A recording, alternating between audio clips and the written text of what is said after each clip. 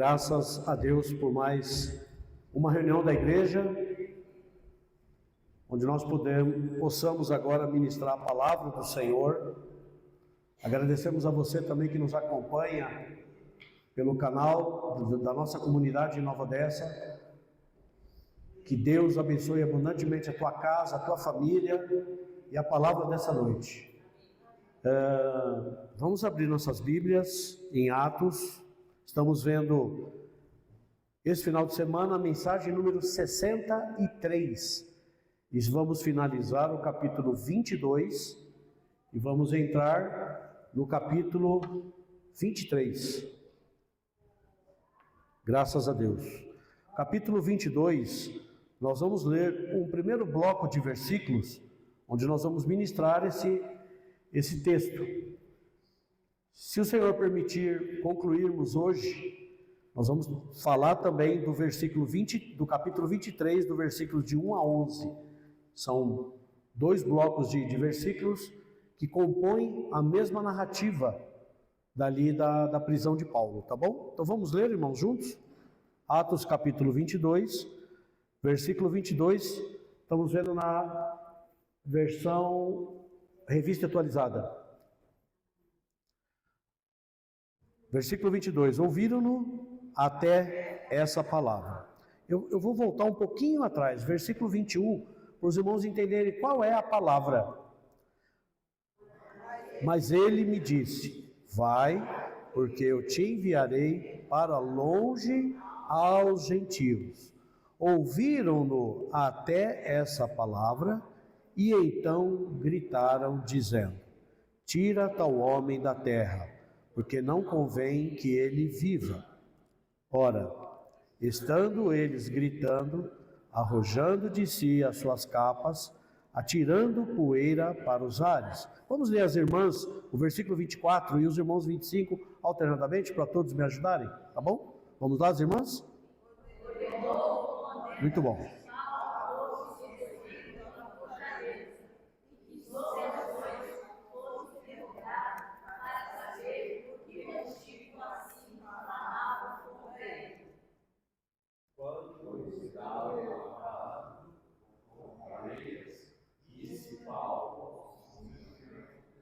Vou ajudar os irmãos. Ser-vos-á, porventura, lícito açoitar um cidadão romano sem antes estar condenado?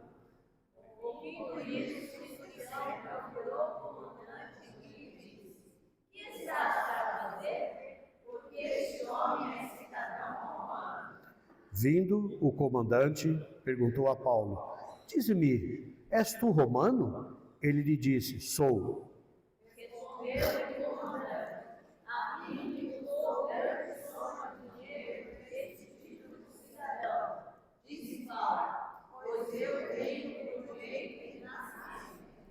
Imediatamente se afastaram os que estavam para o inquirir com açoites.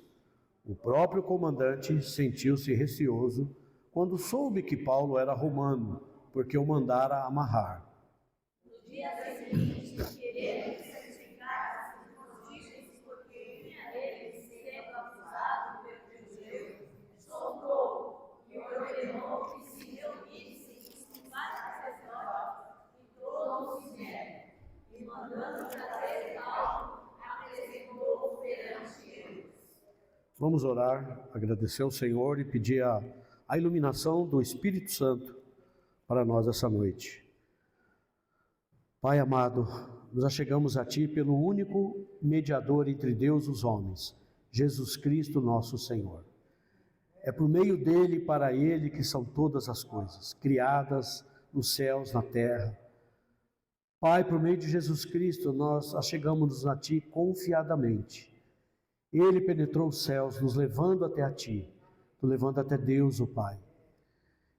E o Senhor nos deu essa promessa do Teu Santo Espírito que nos acompanha essa noite. Espírito Santo, guia-nos a toda a verdade. Elimina aqui no nosso meio qualquer resquício ainda de trevas que possa ter. Qualquer coisa que seja contrária à Tua palavra, nós já repreendemos pelo nome poderoso do nosso Senhor Jesus Cristo. Que saia dessa porta para fora. Nós pedimos a iluminação de Ti mesmo, Espírito Santo. passeia no nosso meio. Leva a nossa mente cativa à obediência de Cristo. Arrebata o nosso coração, porque nós precisamos de Ti. Nos concentra na Tua Palavra. Tua Palavra é a verdade, Tua Palavra é a realidade. Ó Espírito Santo, ilumina os olhos do nosso interior. Dá-nos entendimento, dá-nos a praticidade do dia a dia por meio da Tua Palavra.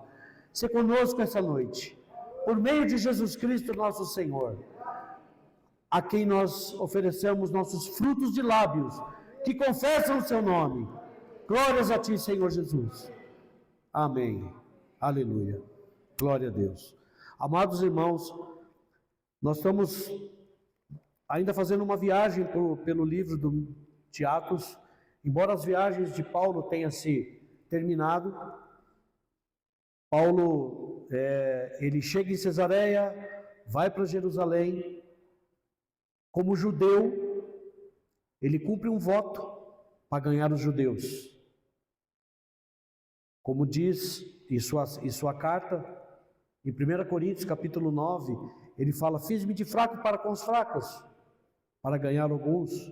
Fiz-me de judeu para ganhar os judeus, que embora estão debaixo de lei, mas eu fiz-me debaixo da lei, mas não da lei de Moisés, mas de Cristo.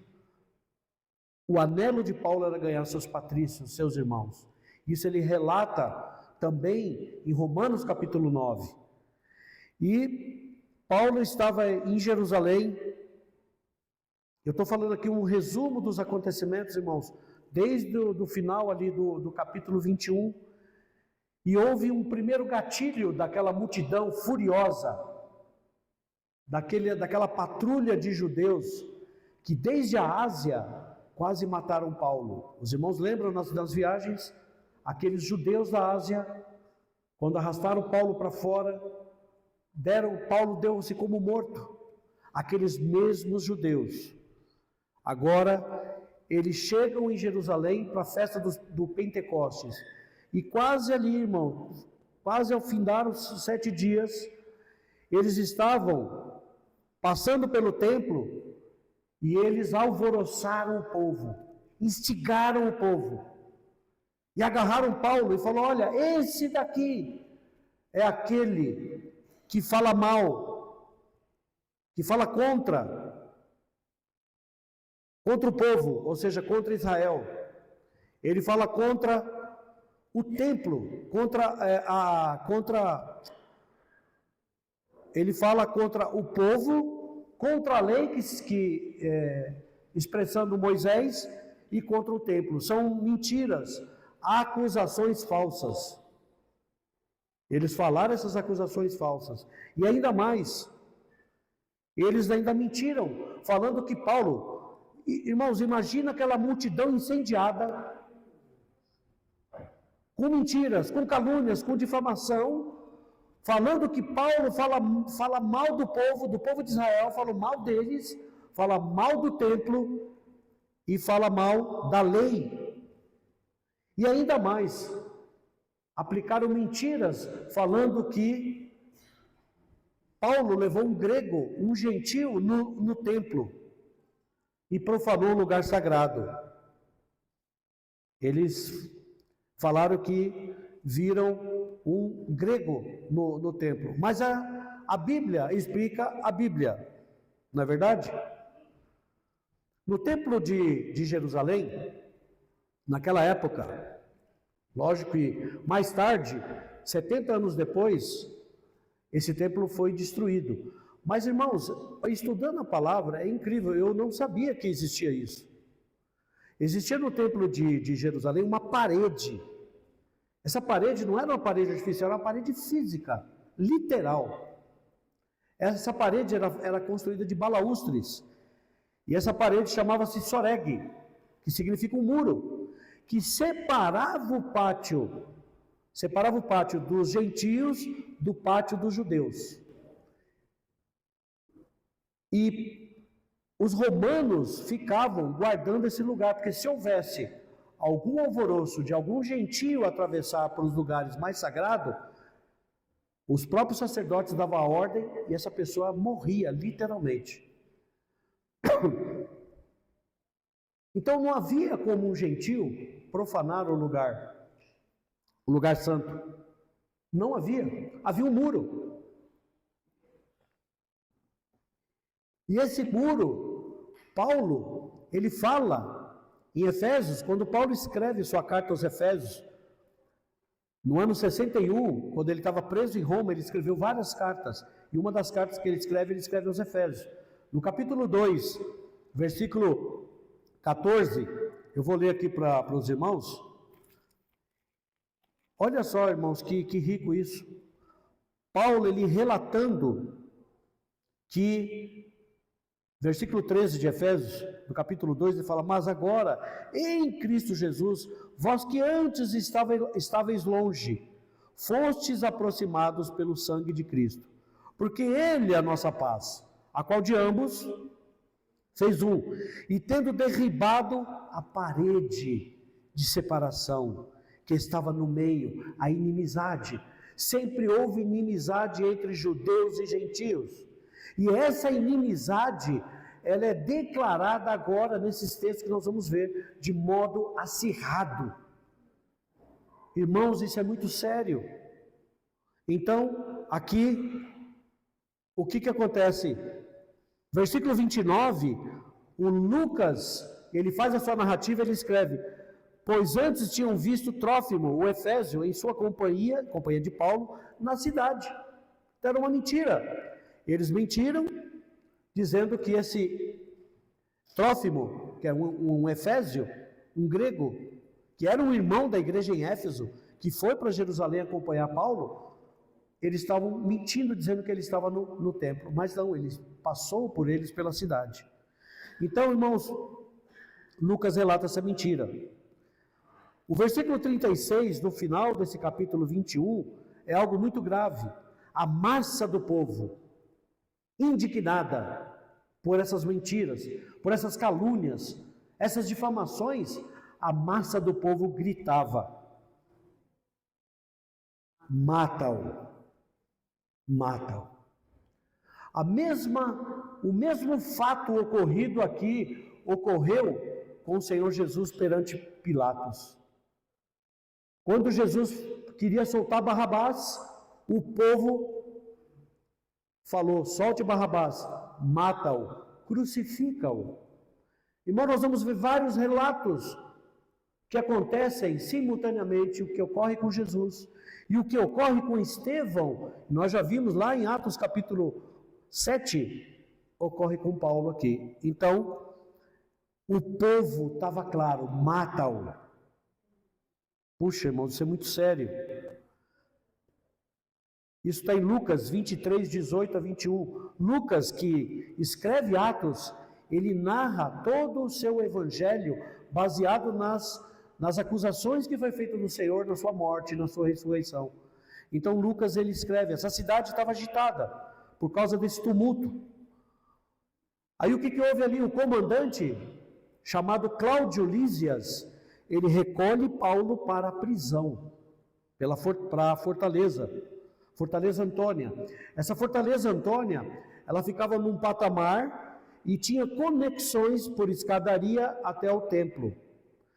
Os soldados romanos ficavam nessa posição, porque se tivesse algum tumulto, os soldados imediatamente se achegavam para tirar o tumulto. O Senhor aqui já estava trabalhando e cuidando do seu apóstolo, o apóstolo dos gentios. Ele levanta um gentio, um comandante romano, Cláudio Lísias. Vocês vão ver o nome dele lá no finalzinho, no finalzinho do capítulo 23, quando ele escreve uma carta. E ele leva Paulo para essa fortaleza Antônia. Ele recolhe Paulo. Por quê? Paulo ia ser linchado. Quando houve aquele tumulto, você não podia bater em alguém e sacrificar alguém dentro do templo. Você está contaminando o lugar sagrado. O que os judeus fizeram? Arrastaram Paulo para fora, fechou a porta do templo e eles estavam quase fazendo um linchamento de Paulo ali. Isso diz os versículos. Então, ele levantou-se na escadaria, fez sinal com a mão, porque o comandante falou, é lícito falar alguma coisa? Sabes o grego? Paulo falava grego, falava hebraico e aramaico. E o latim. Paulo falava todas essas línguas, ele aprendeu. Paulo ele foi educado em Társio, na Cilícia. Ele foi educado numa cidade, a terceira maior do império. Depois ele foi para Jerusalém e aprendeu na escola de Gamaliel. Aprendeu ali toda a lei. Ele era fariseu da tribo de Benjamim. Ele aprendeu até ofício na escola de Gamaliel. Lá na escola de Gamaliel ele aprendeu a fazer tenda. Era como se fosse um Senai hoje. Os jovens que iam para a escola de Gamaliel eram obrigados a aprender um ofício. E lá Paulo aprendeu a fazer tendas. Por isso que mais tarde ele trabalhou com as suas próprias mãos fazendo tendas. Então, Paulo ele falou com a multidão. E aqui no início do capítulo 22, os nossos queridos irmãos da semana passada, não é verdade? Tivemos uma ministração deste bloco de 21 versículos, muito bem ministradas, né? Pelos irmãos que estão sendo assistidos pelo nosso Gamaliel de Nova Odessa. Cadê o Gamaliel de Nova Odessa? Não está aqui. E aí, ele faz sinal, fala em língua hebraica, e ele fala 4 coisas que aconteceu, dando o seu relato para o povo. Paulo quase que foi sacrificado. O comandante deu a palavra para ele, ele precisava apresentar sua defesa perante o povo. Ele falou, puxa, agora eu tenho uma oportunidade de pregar o evangelho para os meus irmãos. Então Paulo ele relata a sua educação, a sua formação judaica. Ele conta como perseguia os cristãos no caminho de Damasco, relatado em Atos capítulo 9. Ainda no judaísmo, ele era ferrenho, ele pedia autorização para os sacerdotes para procurar aqueles que invocavam o nome do Senhor e levava no cárcere. Então, Paulo descreve a experiência dele, sobrenatural, no caminho de Damasco, quando ele teve aquele encontro com o Senhor, e aí ele teve a sua conversão. Ele descreve a resposta daquela conversão que ele teve com o Senhor ali no meio do caminho, e ele dá uma resposta ao chamado de uma missão. Em Atos capítulo 9, vamos voltar um pouquinho ali, Atos capítulo 9, versículo 15, o Senhor dá uma missão e uma profecia para Paulo. Ele diz o seguinte, mas o Senhor lhe disse, vai, o Senhor está falando para Ananias, vai, porque esse é para mim um instrumento ou um vaso escolhido para levar o meu nome perante três categorias de povos. Gentios, certo? Quem mais? O que mais está escrito aí, irmãos? Gentios, reis, bem como os filhos de Israel. Nas viagens de Paulo, nós vimos que em todo lugar Paulo entrava numa sinagoga e pregava para os filhos de Israel, para os judeus, e também gentios que se compunham naquela cidade. No capítulo 24, Paulo já começa a pregar o evangelho para reis, para autoridades, para governadores. E aqui, no versículo 16, pois eu lhe mostrarei quanto lhe importa sofrer pelo meu nome. Então, Paulo, no versículo 17, aqui do capítulo 22,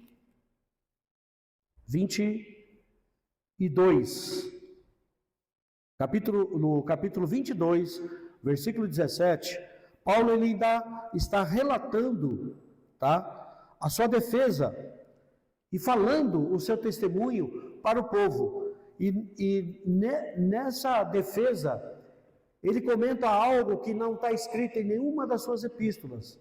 Ele diz que, tendo eu voltado para Jerusalém, ele estava orando no templo. Então, Paulo contou ali sobre algo que aconteceu há cerca de 20 anos antes. Por quê? Em Atos 9, 26, vamos voltar lá para Atos 9, 26. Atos 9, versículo 26. Paulo, ele relata que, tendo chegado a Jerusalém, procurou juntar-se com os discípulos. Todos, porém, o temiam, não acreditando que ele fosse discípulo. Paulo subiu para Jerusalém 3 anos depois que ele se converteu. Essa foi a primeira visita de Paulo em Jerusalém. Isso está registrado também em Gálatas 1, 18. Mas ele nunca se referiu a essa oração do templo em nenhuma carta das suas epístolas. Então, ele está testemunhando ao povo que ele estava em Jerusalém, e ele estava no templo, e o Senhor apareceu para ele, e pediram para ele sair depressa. Ele fala no versículo 20 que derramava o sangue de Estevão, falando para o povo de Israel. Irmãos, olha a cena, Paulo em pé numa escadaria, falando para aquele povo enfurecido. Até aí o povo estava ouvindo na sua voz, na sua língua materna, que era o hebraico, falando sobre a sua defesa, o que aconteceu com ele. Mas no versículo 21 aparece um grande gatilho. Mas ele me disse: vai, porque eu te enviarei para longe aos gentios. Quando Paulo falou aos gentios, irmãos, é como se tivesse explodido. Alguém aqui já viu uma explosão de pedreira? Já ouviu? Vocês já viram uma explosão de pedreira? Eu estava agora, essa semana, em Minas. Viajei quarta-feira. Quinta-feira estava numa mina de ferro. Graças a Deus que a visita era de manhã, porque às 4h30 tem uma explosão. E eu vi 10 pessoas colocando as dinamites em linha, com pavio, numa área gigante, num vale. Só que era uma montanha, mas dentro da montanha um vale. Irmãos, aquilo é horroroso de se ver, não dá vontade de você estar 200 quilômetros longe daquilo ali. E a pessoa que me recebeu, ela disse o seguinte: olha, quando tem uma explosão, ninguém fica em uma área, todo mundo fica em área e abrigo, porque numa explosão voa pedras, e ali era uma mina de ferro, então cada cascalho de ferro tem 80% de ferro. E aquilo voa pedra para tudo quanto é lugar. Eu estava de capacete, de máscara, de óculos. Esse povo estava parecendo uma mina explosiva. Quando falou gentios, o que ocorreu aqui no versículo 22, que nós entramos agora? Ouviram-no até esta palavra, gentios. Foi acender o pavio, acendeu um pavio. Quando acendeu esse pavio, essa palavra gentio, eles gritaram dizendo: tira esse homem da terra, porque não convém que ele viva, por causa de uma palavra, gentios. Isso é religião, irmãos. A patrulha, aqueles judeus, aquele povo. Ora, qual foi a reação deles? Versículo 23, vamos ver? Pode colocar para a gente ler, por favor? Vamos ler, irmãos.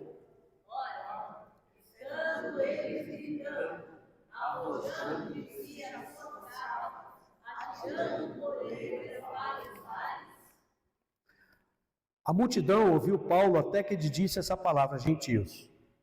Por quê? Para eles, a ideia de que a salvação de Deus poderia ser dada gratuitamente aos gentios, eles ficaram indignados.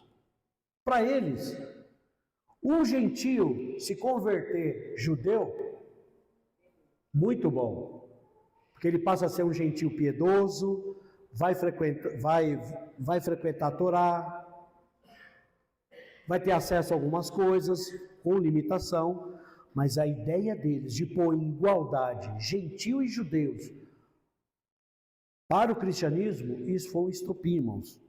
Eles não poderiam suportar a ideia de que Deus poderia salvar judeus e gentios da mesma forma e da mesma maneira. E esses judeus dessa época, eles tinham problemas com os gentios, Eles não tinham problema de judeus, de gentios se tornando judeus. Mas judeus, mas gentios se tornando cristãos era um grande problema. Era um grande problema para eles. Tudo porque eles seriam iguais, tendo que vir a Deus nos mesmos termos. Então, irmãos, eles fizeram uma atitude, versículo 23 ainda, estando eles gritando, arrojando de si as suas capas e atirando poeira pelos ares. O que significa isso? O judeu, quando ele faz esse rito de jogar as capas, jogar poeira, é um sinal de desaprovação, é um sinal de indignação. Lançar poeira para o ar era uma forma de expressar raiva e desespero. Você passar pela rua e ver algum judeu jogando poeira, você já vai falar, ele está com raiva, não vai mexer com o judeu. Ele está com raiva. Ainda mais se ele estivesse jogando a capa para o ar. Então essa cena, irmãos, de hostilidade dos judeus em relação aos cristãos, foi a resistência à mensagem de Paulo. A multidão ouviu Paulo em hebraico na escadaria, na sua língua nativa, tudo tranquilo, mas eles ficaram furiosos ao perceberem que Paulo, sendo judeu, como eles, estava pregando algo que eles consideravam blasfêmia. Então, no versículo 24, ordenou o comandante, o Cláudio Lísias, que Paulo fosse recolhido à fortaleza e que sob açoite fosse interrogado para saber por que motivo assim clamavam contra ele. Versículo 25. Nesse momento, irmãos, daqui para frente, esse versículo é um marco. Nosso irmão Reginaldo gosta muito de ouvir histórias, né? Daqui para frente, irmão Reginaldo, Paulo, ele não tem mais liberdade. Ele passa a ficar agora sobre a custódia do governo romano. Porque o comandante entendeu que queriam tirar-lhe a vida. E aí, esse comandante começa a segurar Paulo. Mas mesmo segurando Paulo, quando estava amarrando com correias, disse Paulo ao centurião presente: ser-vos-á porventura lícito açoitar um cidadão romano sem estar condenado? Ouvindo isto, o centurião procurou o comandante e lhe disse: que estás para fazer, porque este homem é cidadão romano? Vindo o comandante, perguntou a Paulo: dize-me, és tu romano? Ele disse: sou. Respondeu-lhe o comandante: a mim me custou grande soma de dinheiro esse título, porque você naquela época, qualquer cidadão poderia comprar a sua cidadania romana dentro de uma cidade romana, debaixo do governo romano. Então esse comandante, ele era um gentio, e ele falou que custou grande soma de dinheiro para adquirir a sua cidadania. Hoje, se você quiser ser um cidadão, você tem um sobrenome. Eu há pouco tempo atrás busquei minha cidadania espanhola. Faltou um documento da Espanha que não encontra. Agora eu estou indo atrás da cidadania portuguesa. Eu tenho sobrenome espanhol e português. Então, Paulo, ele tinha uma cidadania romana. Os pais de Paulo, eles eram judeus, mas pelo fato deles servirem o governo de Roma, lá em Tarso, na Cilícia, algum favor que eles fizeram, eles adquiriram a cidadania romana. E Paulo, quando nasceu em Tarso, na Cilícia, ele nasceu de pais romanos, com cidadania. E naquela época, quando você falava, eu sou cidadão romano, a palavra valia mais do que documentos. Se pedisse alguns documentos e isso era uma inverdade, a pessoa morria. E aqui, o comandante perguntou a Paulo: diz-me, és tu romano? Disse: sou. Aí o comandante falou: puxa, me custou uma grande soma de dinheiro, mas eu tenho por direito de nascimento. Imediatamente se afastaram. Era um crime açoitar um cidadão romano. E dizem a história que o açoite romano, ele era feito de umas correias de couro, e no meio das correias de couro tinha pedaços de metal com osso amarrados em um punho de madeira. Um açoite, com aquele chicote romano, o Senhor Jesus sofreu açoite. Poderia aleijar a pessoa para o resto da vida, porque arrancava a pele. Irmãos, era coisa cruel. Isso fizeram com o nosso Senhor, antes de ir para a cruz. Um açoite romano, aqui não é um açoite judeu. O açoite judeu é uma quarentena de açoites menos um. Paulo sofreu essas quarentenas de açoite. 3 vezes Paulo relata o seu testemunho, que 3 vezes fui fustigado. 3 vezes ele tomou uma quarentena de açoites. Então, Paulo imediatamente se afastaram da que eles estavam para o inquirir com açoites. O próprio comandante sentiu-se receoso quando soube que Paulo era romano, porque o mandaram amarrar.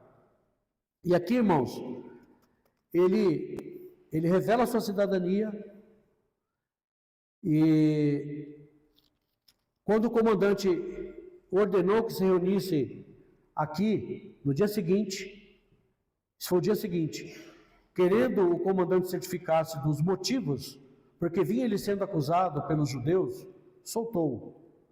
E ordenou que se reunissem os principais dos sacerdotes. Estou lendo o versículo 30. E todo o sinédrio, e mandando trazer Paulo, apresentou perante eles.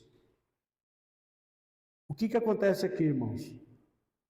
Paulo, ele foi levado perante o sinédrio, para que fosse julgado pela sua fé em Cristo.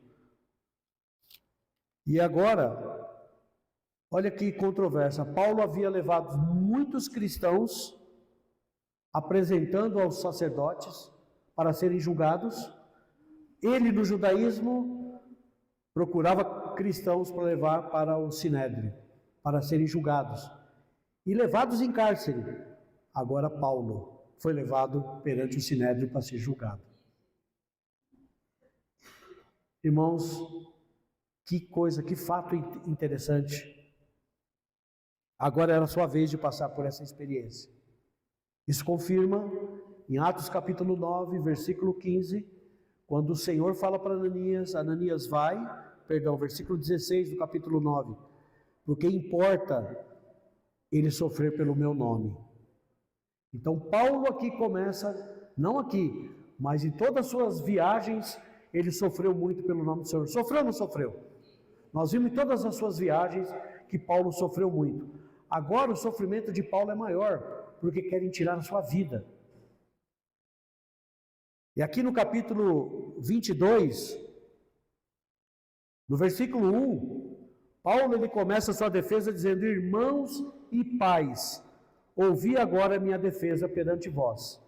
Mas olha que interessante, no capítulo 23, versículo 1, Paulo fala, fitando os olhos no sinédrio, disse, varões irmãos.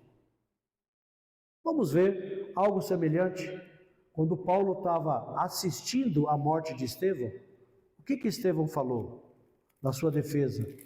Estevão estava perante o sinédrio, Atos capítulo 7, versículo 2. Estevão, em 7:1, perguntou sobre o sertão, porventura é isto assim? Estevão respondeu, varões, irmãos e pais, ouvi. Paulo, da mesma forma perante o sinédrio, ele fala no capítulo 22, versículo 1, da mesma forma ele começa a sua defesa diante dos judeus da mesma forma, irmãos e pais, ouçam-me.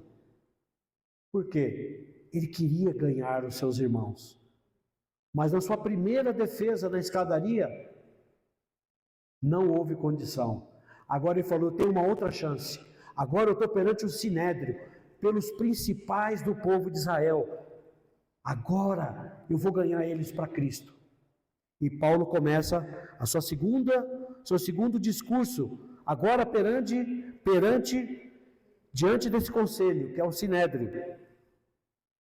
E ele diz o seguinte, varões irmãos, tenho andado diante de Deus com toda boa consciência até o dia de hoje.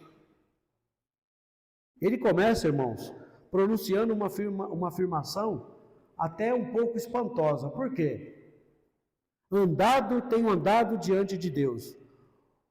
O verbo andar, eu tenho andado diante de Deus. O verbo andar aqui é poliutemai. O que significa?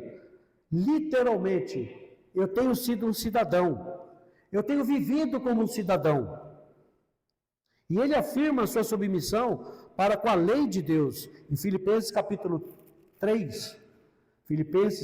3, Paulo ele fala, Filipenses capítulo 3, versículo 6, ele fala, quanto ao zelo perseguidor da igreja, quanto à justiça que há na lei, irrepreensível.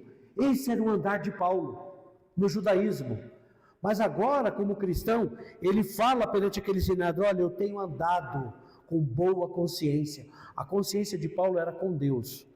Quando Paulo fala isso, irmãos, o sumo sacerdote Ananias, vamos ler o versículo 2? Podemos pôr aí o versículo 2?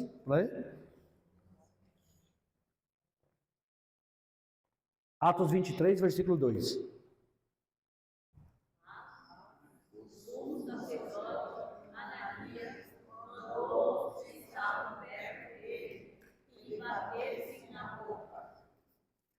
Irmãos, olha que fato interessante. O sumo sacerdote dá uma ordem para ferir uma pessoa que estava perante um sinédrio sem acusação. Uma pessoa como sumo sacerdote, ele deveria dar o exemplo.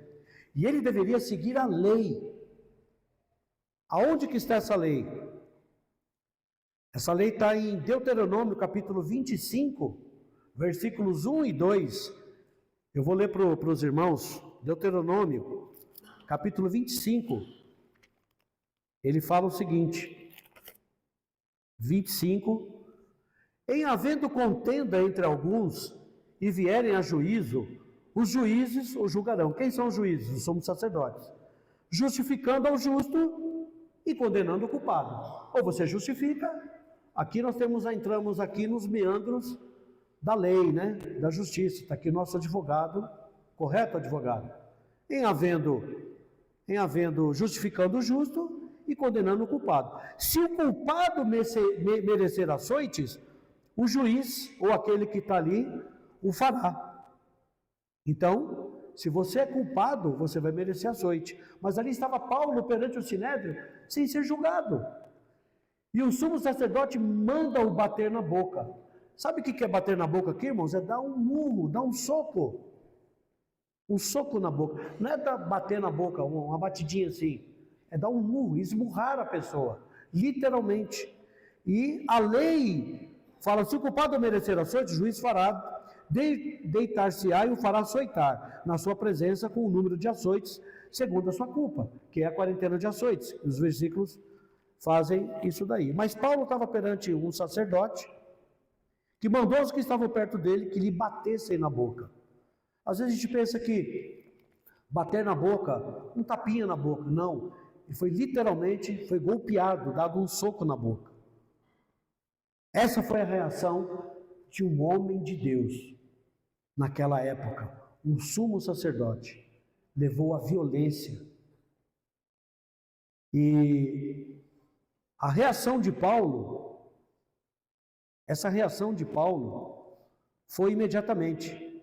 Mas um pouco antes dessa reação de Paulo, esse sumo sacerdote Ananias, segundo Flávio Joséfo, o historiador, ele diz que nos registros seculares mostra que esse sumo sacerdote Ananias, ele era cruel e sanguinário, completamente indigno do seu cargo. Ele não honrava o seu cargo. Ele era bem conhecido por causa da sua ganância. Ele roubava para si os dízimos do santuário, que pertenciam aos sacerdotes comuns. Os sacerdotes comuns da classe de baixo, ele roubava os dízimos que pagava aqueles sacerdotes comuns do templo. Ele não tinha escrúpulo de usar violência e assassinato para promover os seus interesses. Mais tarde, por causa das suas políticas em favor dos romanos, Ananias foi perseguido e brutalmente morto por nacionalistas judeus. Agora vocês vão entender qual foi a reação de Paulo. 10 anos depois desse episódio de Paulo, ele foi brutalmente assassinado. Paulo lhe diz para ele, versículo 3, então lhe disse Paulo, Deus há de ferir-te, parede branqueada. Tu estás aí sentado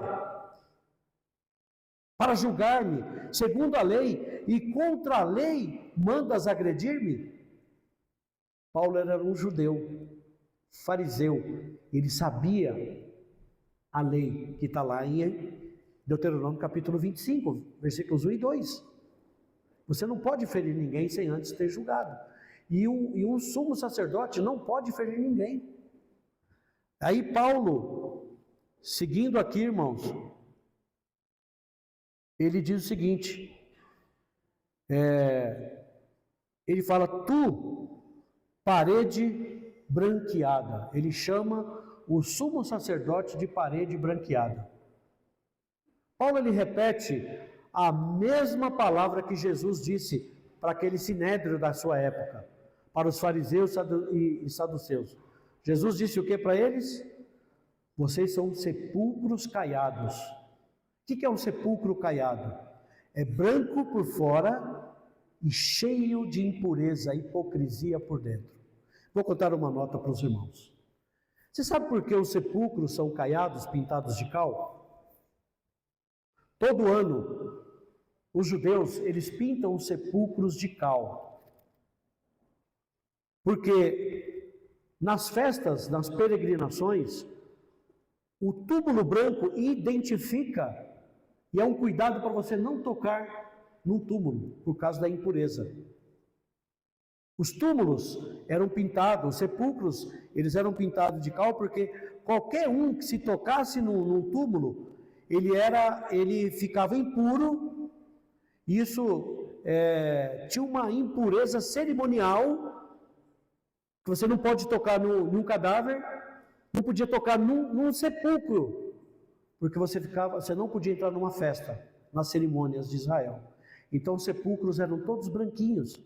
E Jesus, quando ele pegou essa oportunidade, falou, vocês, homens da lei, são sepulcros caiados, bonito por fora, branco por fora, mas cheio de impureza, cheio de hipocrisia para dentro.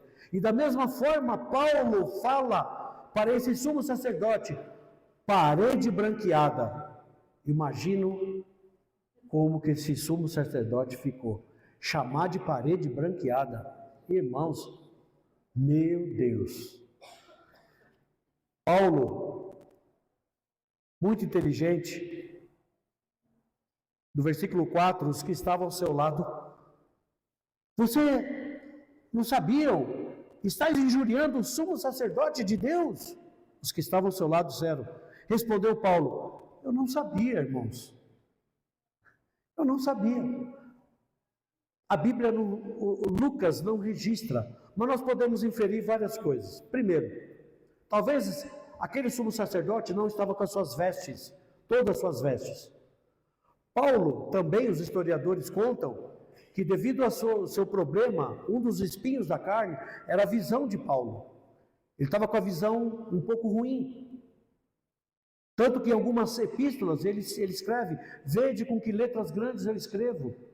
Paulo, na sua conversão, caiu escamas dos olhos. Podemos inferir que Paulo tinha um problema até de visão. Ou, como Paulo ficou 20 anos fora de Jerusalém, nas suas viagens, saindo lá de Antioquia, ele viajou, pregou o evangelho. Agora ele chega em Jerusalém, ele ficou afastado por mais de 20 anos. Não tem reconhecido nos ciclos da sociedade judaica quem era o sumo sacerdote. Então, Paulo falou, não sabia. Mas ele usa a palavra de Deus no Antigo Testamento, dizendo, ele falou assim, respondeu Paulo, não sabia, irmãos, que ele é sumo sacerdote, porque está escrito, não falarás mal de uma autoridade do teu povo. Paulo, ele usa a palavra. Mas, aqui, irmãos, nos versículos 6 para frente, Paulo, ele usa uma estratégia. Ele estava preocupado com a sua segurança. Primeiro, o povo queria linchar. O centurião leva ele de volta. Agora ele está perante o sinédrio. Recebe um soco na boca. Ele é esmurrado. Ele apresenta a sua defesa. Mas Paulo, sabedor de toda a lei, e agora ele não está mais debaixo da lei, está debaixo de Cristo, ele viu aquele sinédrio composto por duas categorias de pessoas, os saduceus e os fariseus.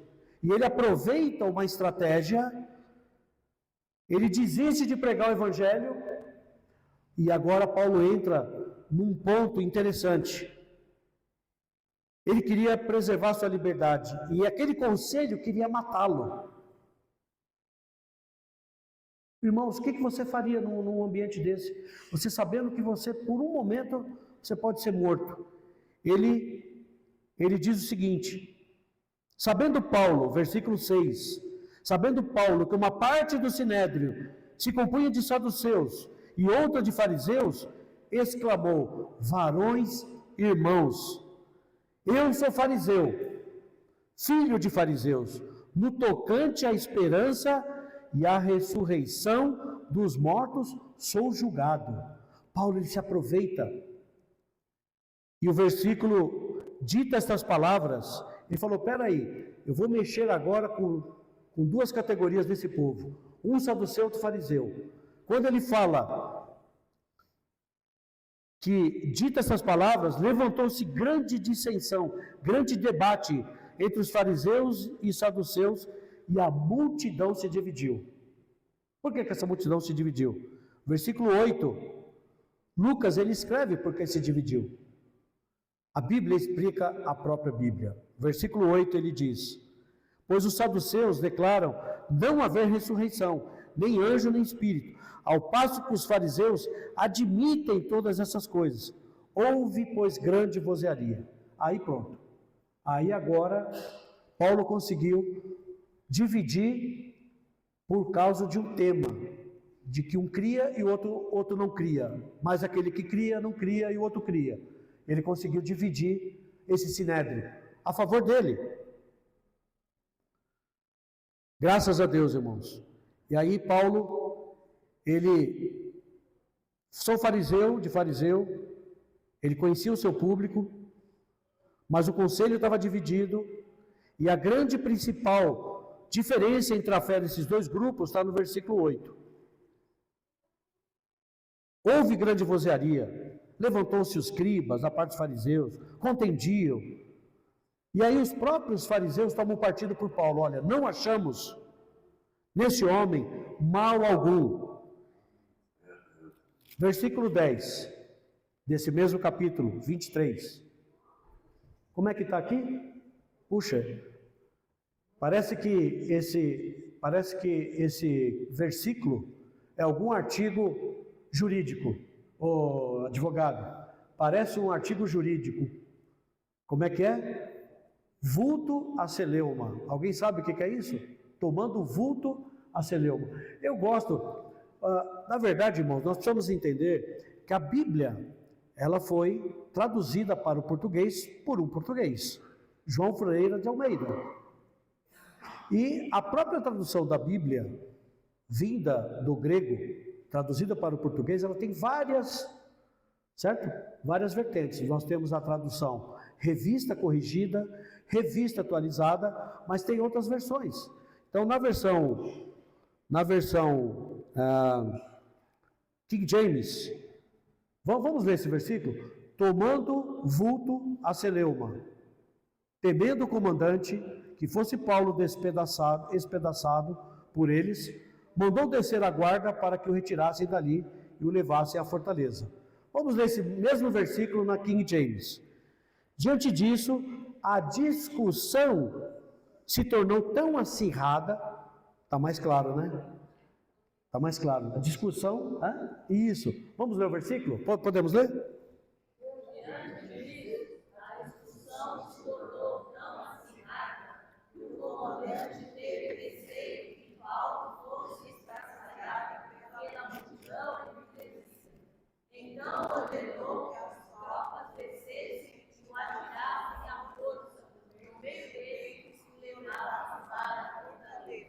Segundo o nosso dicionário português, tomando vulto a celeuma, significa o seguinte: significa uma discussão intensa, um vulto, uma discussão intensa, ou um tumulto, uma polêmica ou uma confusão. E celeuma, nosso advogado está aqui, ele estuda também vários artigos, né? Celeuma significa uma discussão acalorada, debate intenso ou grande agitação barulhenta. Vulta celeuma significa tudo isso. Por que o João Ferreira de Almeida não nos ajudou?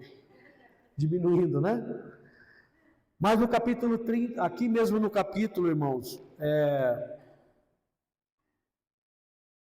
no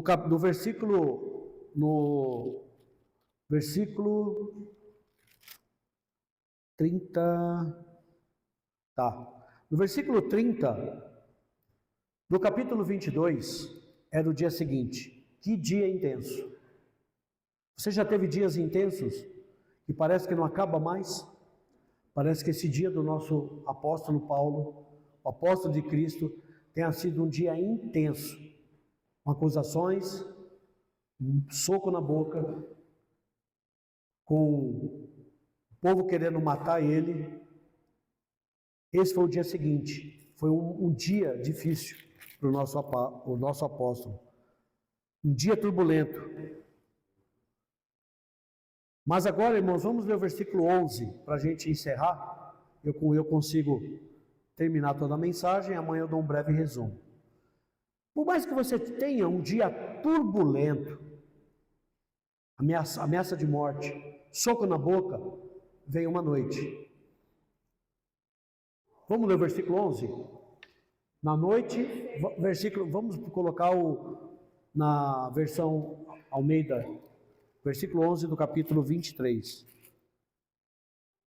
Na noite seguinte, o Senhor, pondo-se ao lado dele, disse: coragem, pois do modo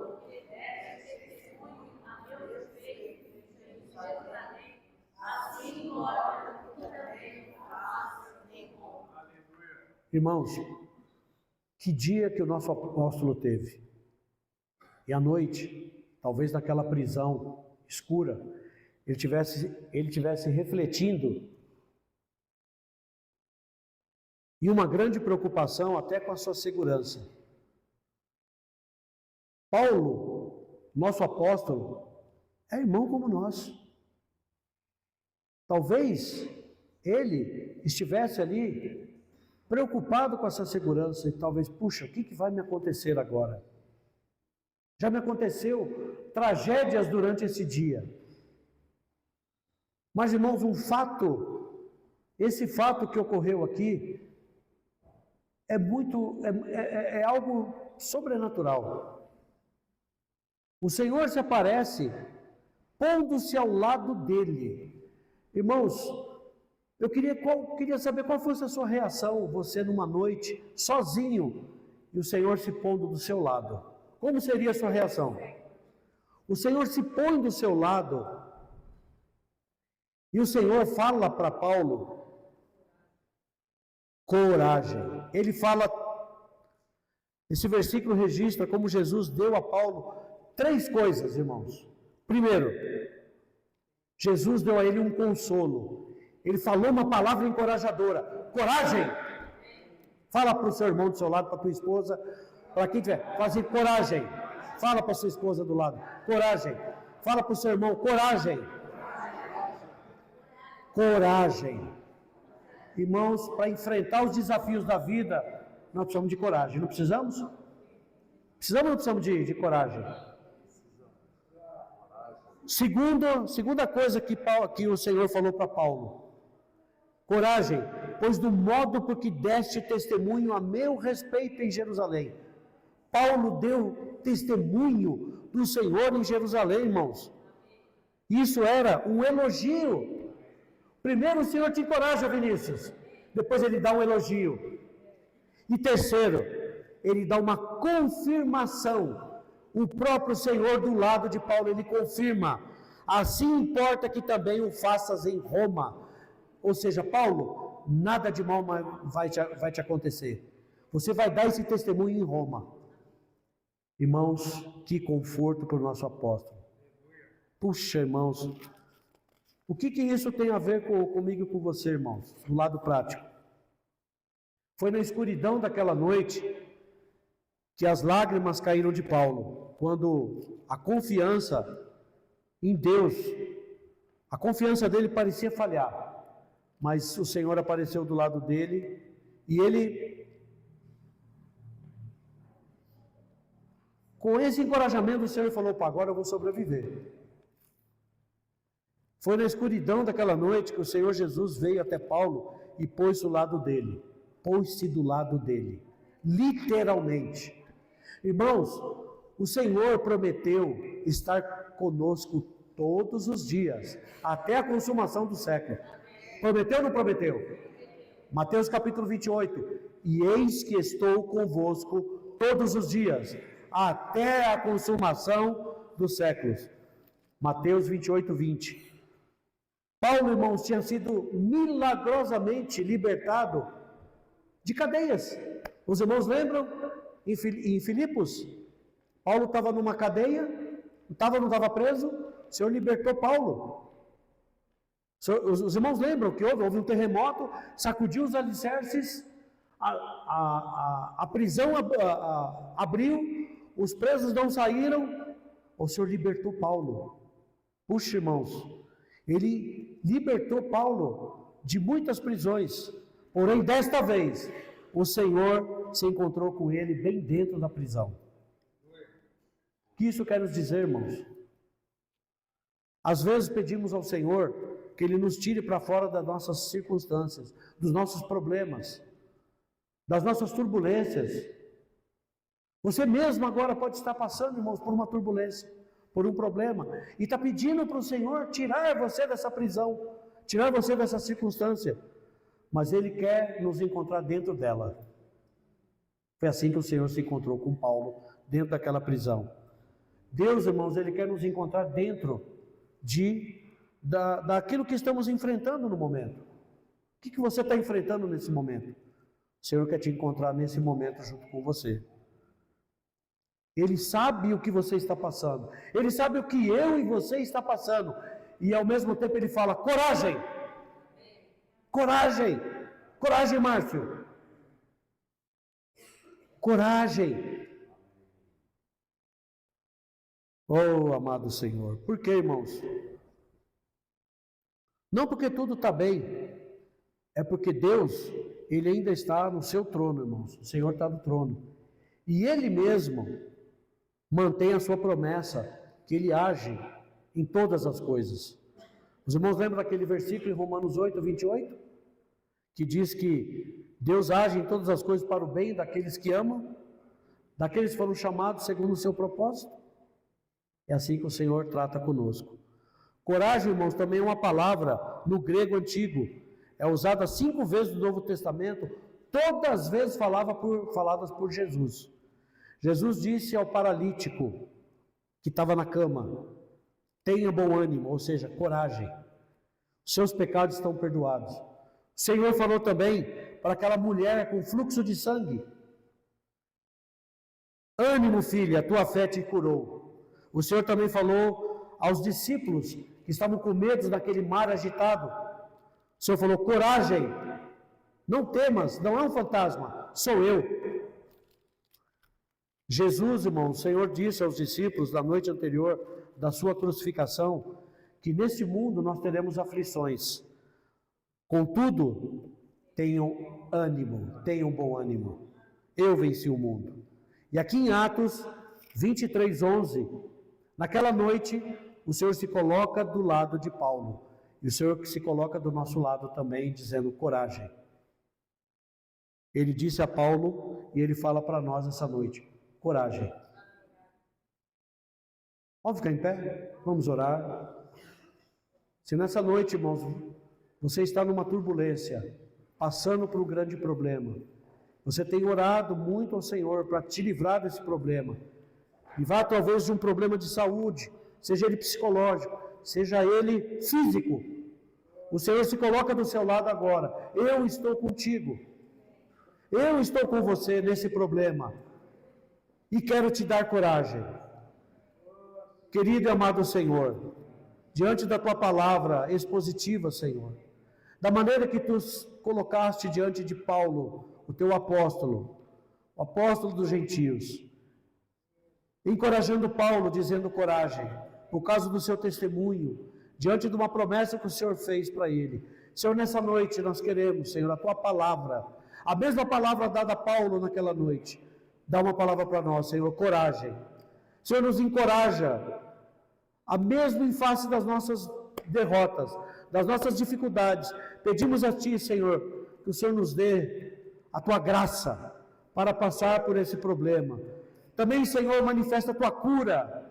Espírito Santo, visita agora, curando, restaurando, libertando, para a glória do nome do nosso Senhor Jesus Cristo, em nome do nosso Senhor Jesus Cristo. Nós te agradecemos, Senhor, pela Tua palavra, pela coragem. Tem de bom ânimo, oh aleluia, Senhor, passeia no nosso meio ainda, restaurando, libertando, curando, em nome de Jesus Cristo, amém, aleluia, glórias ao Senhor.